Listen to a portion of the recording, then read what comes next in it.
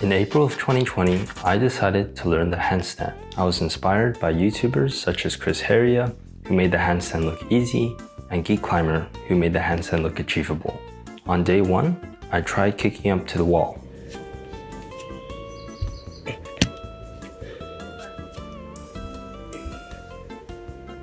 To my surprise, I was able to hold the back-to-wall handstand with pretty clean form. However, this exercise felt pretty strenuous on my wrists. I kept practicing, and by day 20, my handstands looked a lot better. But by day 189, I was still doing back-to-wall handstands. Wait, what? You made zero progress between day 20 and day 189? Well, I wouldn't say I made zero progress. No, you made zero progress. Here, wear this. It suits you. Dog water. Okay, I put it on. Can I continue the video now? Yeah, go ahead. At this point, my wrists, elbows, and shoulders were used to holding my body weight upside down. However, when I tried to balance, I would just fall backwards. A lot of people recommend exercises such as heel pulls, where you use your fingers to press your body off the wall. And looking back now, I think this would have been a great exercise for me, but nobody really explained how to program heel pulls into a workout. Most YouTube videos list a bunch of exercises without explaining how to properly program them. Psst. Hey, what is it? Hey, I don't mean to interrupt, but just want to let you know that for the next year, you're gonna suffer from elbow tendonitis. Both elbows. Lots of fun. Okay, have a good one. Unfortunately, at this time, I also developed a mild golfer's elbow due to improper programming of exercises like the front lever and one-arm chin-up. As a result, I was even more hesitant to train handstand balance due to the strain that handstands put on my wrist flexors. On day 205, I tried kicking into a handstand without the wall.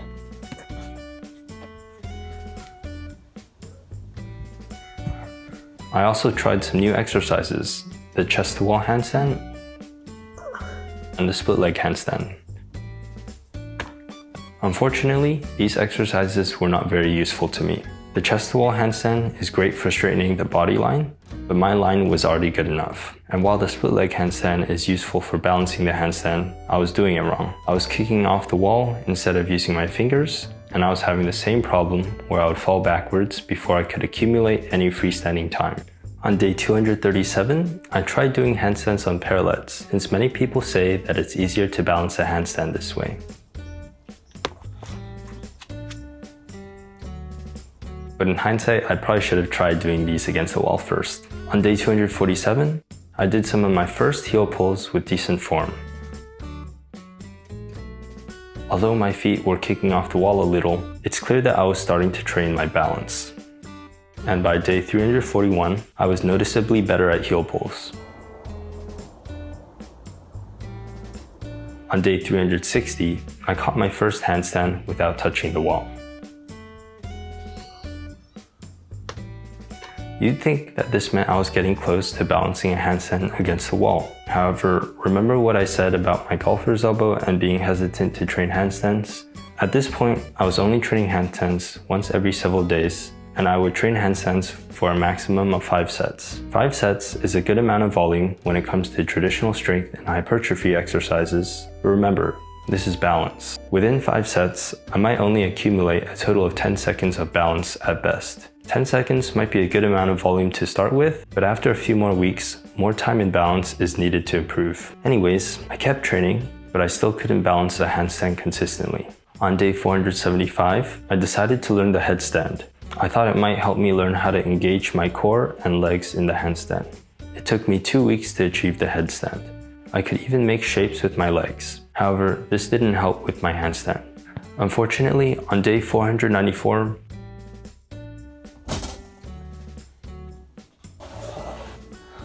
I hurt my lower back and decided to stop training headstands.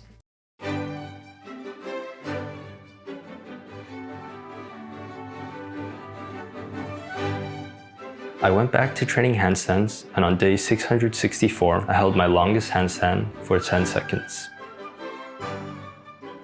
I also made some embarrassing mistakes. On day 690, I started practicing the chest wall split leg handstand. This variation makes it a little easier to balance the handstand since it lowers the center of gravity. I kept practicing and made some progress.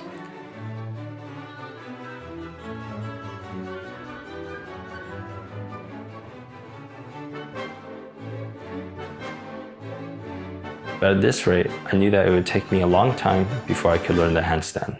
So I reached out to someone called Bren Vezirolu, who is very good at handstands, to see if he could help me out. He was very chill and gave me a program to train handstand balance. I won't specify the details of the program, but I can tell you several things. First, I started training the handstand a lot. My frequency increased from once every 2 days to every day, and my number of sets per session increased from 6 sets up to several dozen sets. In these sets, I never attempted to max out my handstand holds. I would only balance for as little as 1 second, which was well within my means, and I repeated this dozens of times, which allowed me to accumulate balance time. Second, I tracked my balance time. I used a metronome set to 60 beats per minute, and the interval between 2 beats counted as 1 second. I also logged my total freestanding balance time into a Google spreadsheet, which helped me track my long-term progress. My first week into this program, I averaged 33 seconds of balance per day, which was a lot compared to normal. However, I also experienced a lot of soreness in my shoulders and wrist flexors, which is why I recommend that you increase volume gradually if you ever decide to train handstands seriously. Also, make sure to warm up and cool down your wrist and body thoroughly to avoid injuries. I kept practicing. I practiced so much that I left handprints on the floor. And by day 757, I was averaging 76 seconds of balance per session, which is 2.5 times the amount I started with. I continued this program for the next 98 days, and I found 2 very interesting results. First, I found that my handstand progress was extremely linear with respect to time. My average balance time per session increased at about 19 seconds per week.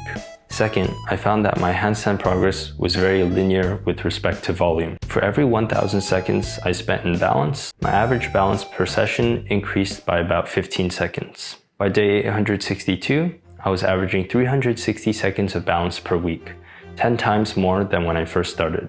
I recorded 19,375 seconds of balance since I started this program on day 737, which means I spent over 5 hours in the freestanding handstand. During this time, my understanding of handstands increased a lot. My fingers got used to making small adjustments very rapidly. My hip mobility in the split leg handstand increased as well, which made it easier to balance. On day 852, Bren had me test how long I could hold the handstand. I did 10 attempts with legs together and 10 attempts with legs split apart. For the legs together handstand, I averaged 19.3 seconds, and for the split leg handstand, I averaged 22.6 seconds. Bren assessed that I was good enough at balancing to start training the handstand kick-up. By the way, the handstand kick-up Bren wanted me to do wasn't the standard kick-up where you bring your legs together on the way up. He wanted me to enter the split leg handstand and then bring my legs together slowly. So on day 866, I started practicing the handstand kick-up.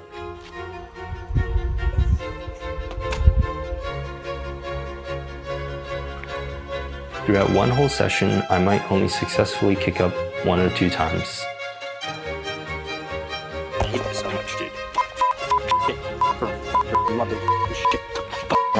I kept practicing, and on day 870, I caught a 40-second split leg handstand.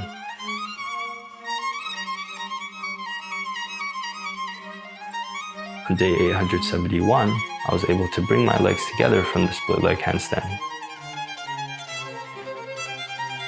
As time passed, I got better at kicking up into the handstand.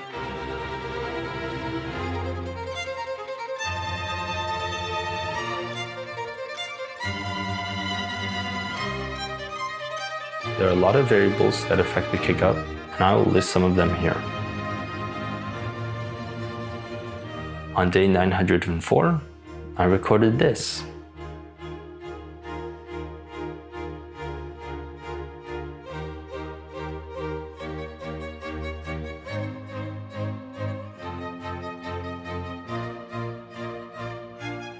And that's it. I learned the handstand in 904 days. There's still a lot for me to learn, but I think this satisfies my standard for this video. Big thanks to God, Bren, my family and friends, and you guys for watching. Feel free to comment if you have any questions, and see you next time. Bye. They say life will bring discomfort, and I discovered we all just suffer cause no one feels. Get started, guys. Sorry if it's pretty loud. Yeah. And it comes from you gotta stop walking through, bro. You gotta stop. Just like a lover. It tastes like you're swallowing like a load of pounds. It's like the fat. How do you know what that is? Like something's bad, but hell, I'm used to that. I always turn my back, yeah. I hurt. Come on. And I wanna feel something. I hurt my lower back but and all I decided to feel stop. is pain.